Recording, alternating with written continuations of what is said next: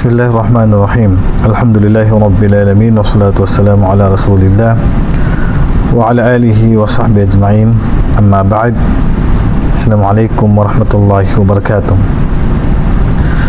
Ngayon magbibigay tayo ng reaction sa video na to. Actually, sa tingin ko matagal na yung video na to, pero naisend lang po sa atin at ano daw masasabi natin. Unang-una, sa mga gawain sa namatay, ang ginagawa lang po sa patay, pagka namatay po yan, siyempre kung nakabuka yung bibig niya, ika-close natin. Kung nakabukas yung mata, isasarado natin.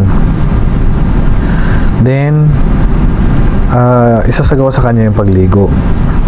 Siya ay paliliguan. Pagkatapos ng mga paliguan ay babalutin. Pagkatapos na mabalot, na isasagawa sa kanya ang salatul janaza. Pagkatapos may sagawang salatul janaza, ay ililibing na po agad. Hindi na po yan gagawa na iba pang mga ritual, katulad na nakikita natin sa video na sinasayawan. At na-search ko po yung nag-upload nito at nakita ko po na isang Indonesian, at nakita ko din po na hindi Muslim yung nag-upload. Kasi sa Indonesia, hindi ibig sabihin na nakatakip na sa ulo, yung tinatawag na kopya sa amin, ay Muslim na po. Kasi sa mga Indonesian, kabilang na po sa kultura nila ang pagsusuot po ng kopya, Muslim man o hindi Muslim. Kaya hindi po natin mahatulan na ang gumawa niyan ay Muslim po.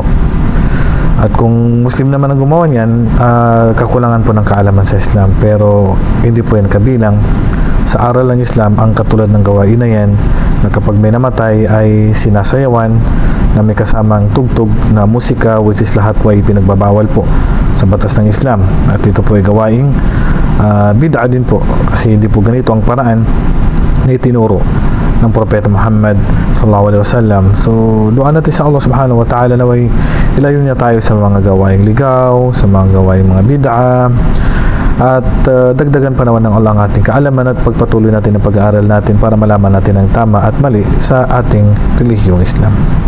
So inuulit ko po, ito po ay mali at hindi pa yung kabilang sa aral natin sa ating relihiyong Islam. Wallahu a'lam wa sallallahu ala nabiyina Muhammad wa ala alihi wa sahbihi ajma'in. Assalamualaikum warahmatullahi wabarakatuh.